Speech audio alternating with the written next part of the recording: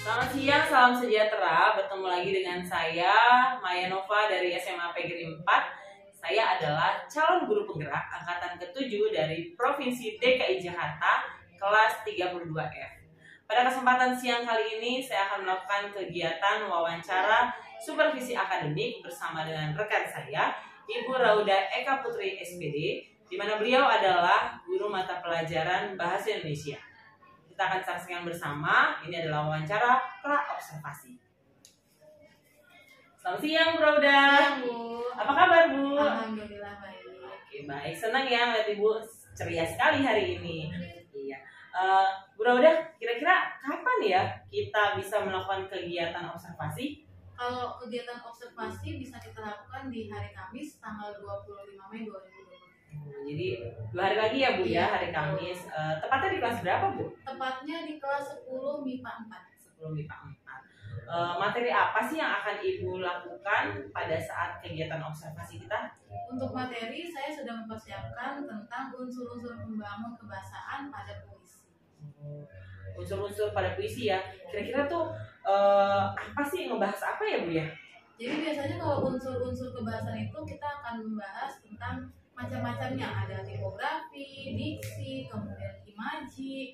Jadi nanti mereka menganalisis juga. Oh gitu. Jadi lebih mengupas tentang puisi ya. Betul. Oke. Apa sih persiapan yang akan Ibu lakukan untuk kegiatan observasi kita?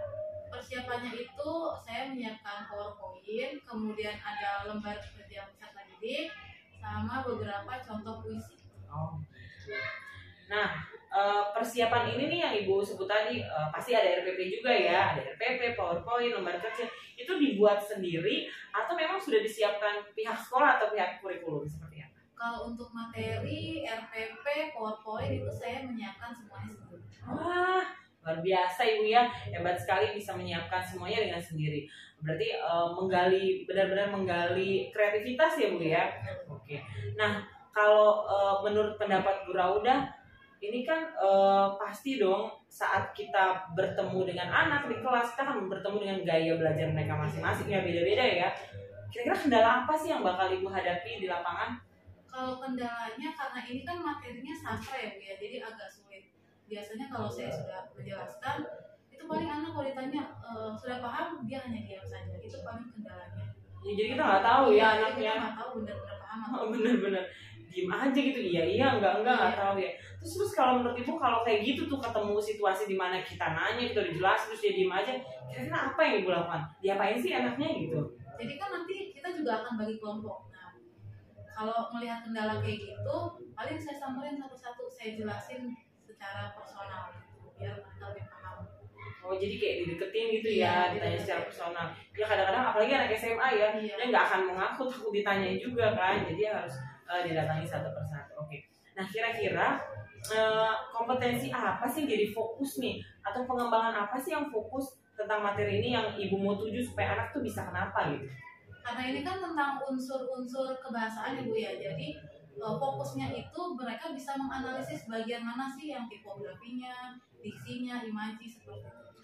Oh, jadi anak lebih bisa ngerti ini ada puisi, ini bagian-bagiannya Ya, apa gitu ya. mengulik lagi. Oh iya oke.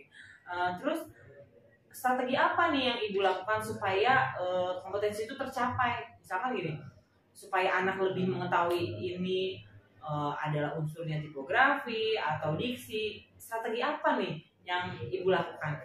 Strateginya biasanya kan saya menampilkan beberapa puisi. Jadi nanti ketika di PowerPoint itu materi tipografi, saya tampilkan contoh dari puisi. Tipografinya tuh ini. Kemudian diksi, pengertiannya ada contohnya ini seperti itu. Jadi mereka bisa.